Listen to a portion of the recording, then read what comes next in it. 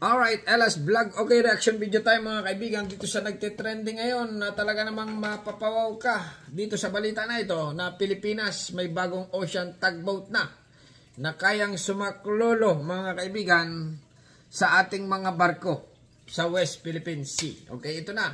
Kasanggang barko na nagtitrending ngayon. Sa pagbabantay sa ating teritoryo sa Pilipinas, Okay. May bagong katuwang ang mga barko ng Pilipinas sa pagbabantay sa ating teritoryo sa West Philippine Sea. Ocean tugboat ito na may water cannon, oil spill prevention at pwedeng maglagay ng buya para markahan ang ating mga teritoryo. O yan mga kaibigan. Nakatutok si Ian Cruz, exclusive. Right. Hindi biro. May water cannon na. Ibig sabihin, pwede na tayong bombahin din. Pwede na natin bombahin ang China ng tubig, okay?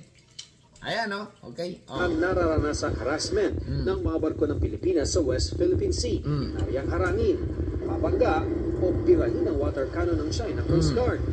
Dito papasok ang bagong floating asset, ang bagong ocean tugboat na pwedeng sumaklolo sa ating mga barko. Ayan mga kaibigan, ha? Meron nga. Can perform immediate response in case of maritime accident or disaster by towing the ships going into safety port. Kaya niyang hilahin. Even the biggest vessel of the Kala ko ba naman, water Philippine cannon? government.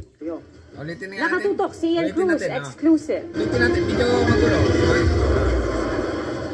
Hindi biro ang nararanasang harassment ng mga barko ng Pilipinas sa West Philippine Sea. Nariyang harangin, mabangga o pirahin ang water cannon ng China Coast Guard. Dito papasok ang bagong floating asset, ang bagong ocean tugboat na pwedeng sumaklolo sa ating mga barko. This can perform immediate response in case of maritime accident or disaster by towing the ships going into safety port. Kaya niyang hilahin. Even the Ibig sabihin niyang ano na yan, ay panghila lang yan? Walang water cannon yan? Mali pala ako. Okay? Mali yung sabi mo kanina. Yung water cannon. Okay? Panghila lang biggest pala. vessel of the Philippine government. Ang barko, in-order ng isang ahensya ng gobyerno pero hindi pa muna kinilala ng Josefa Slipways. May water cannon ito na angkop Yun naman pala. May water cannon nga. Oo nga pala. Okay. At mga kaibigan, itong water cannon na ito ay 1, 2, 3, 4, 5. Okay, 5 sa kabilang side. At sa kaliwang side ay hindi natin nakita mga kaibigan. Dito sa lang kabilang side ay may 5. Okay. Ito ang tanong dito, magagamit naman kaya ito? Sa tingin ko ay magagamit. Okay. Pero parang napakaliit mga kaibigan. Napansin ko lang kasi ang barko ng China sobrang laki Sobrang laki bago halimbawa ganito. Explain natin. Okay, ito. Okay, ito ang barko ng China mga kaibigan. Bago ito, siguro mga ganito kalaki. Okay? Parang halimbawa nagkabombahan ng tubig. Bala na kayo mga kaibigan. Paano sinong lamang? Sa tingin ko lamang ito atin Siyempre, gaganon yan Siyempre, laging panig sa Pilipinas. Okay? Lamang ang Pilipinas dyan mga kaibigan kung sakaling magkabugahan ng tubig. Kasi bago ito, yung China, luma na yun. Bulok na yun mga kaibigan. Huwag niyong idadaw ng, pag nag-vlog kayo, huwag niyong idadaw ng Pilipinas, laging ganon. Okay? Okay, continue lang. gamitin sa paglaban sa apoy. All these vessels are Ano yun? Panglaban sa apoy. Ibig sabihin, yung water cannon na yan ay hindi talaga pangtapat sa China. Ibig sabihin, mali na naman tayo. Okay? Panoorin na nga natin para Gobyerno pero hindi pa muna kinilala ng Josefa Slipways.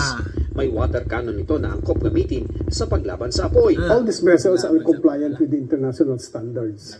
Ito naman ang larawan ng isang multi-mission patrol vessel ng partner ng Josefa Slipways sa ibang bansa. May kakayanan ito sa firefighting kaya malakas ang water cannon, oil spill prevention, pati na sa paglalagay ng buya para markahan ang ating mga teritoryo. So, Diyos mio, Marimar.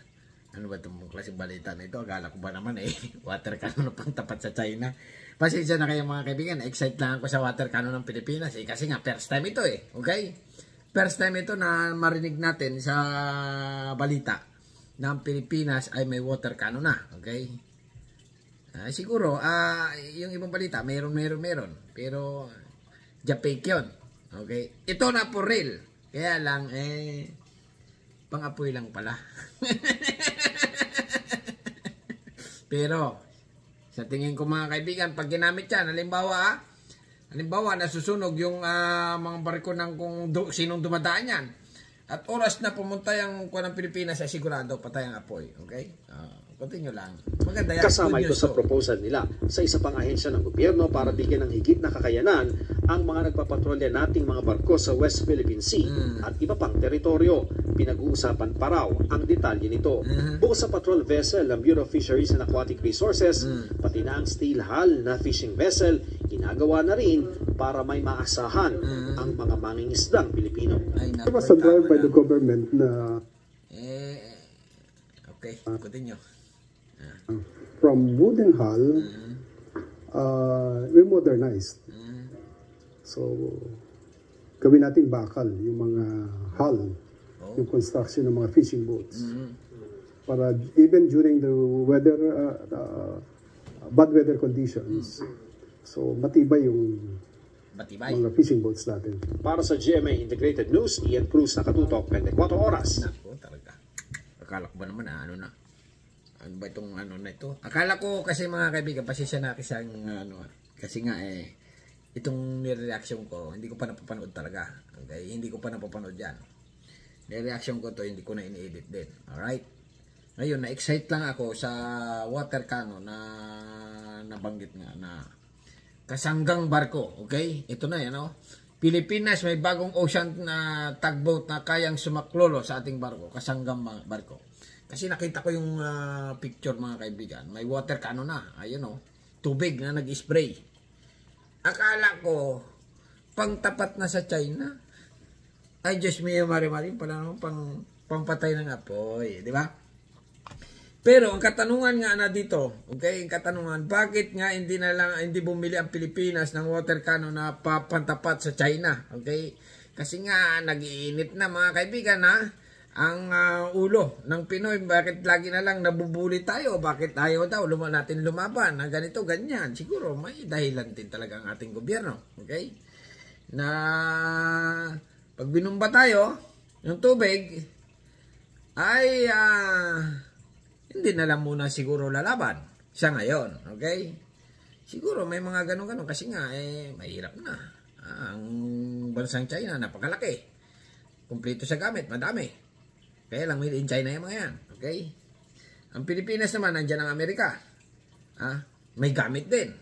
Kaya lang mga kaibigan, pag pinatulan nga itong China, gira ito. Mangyayari. Tayo naman ayaw natin ng gira. Gusto natin kapayapaan, pagmamahalan. Okay? Kaya lang, ang China talaga ay patuloy na nanggaganyan. Nang spray. Hanggat di sila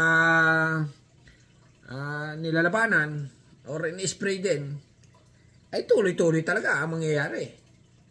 Okay? Kayo mga kaibigan, ano masasabi nyo sa balita na ito na nga?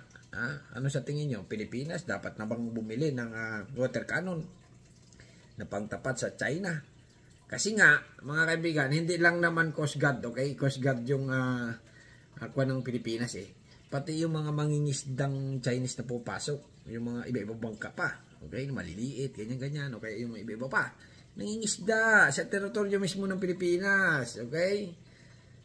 Kung ano naman yan, ano ba ito? Sasawayin mo yan. Sasawayin mo.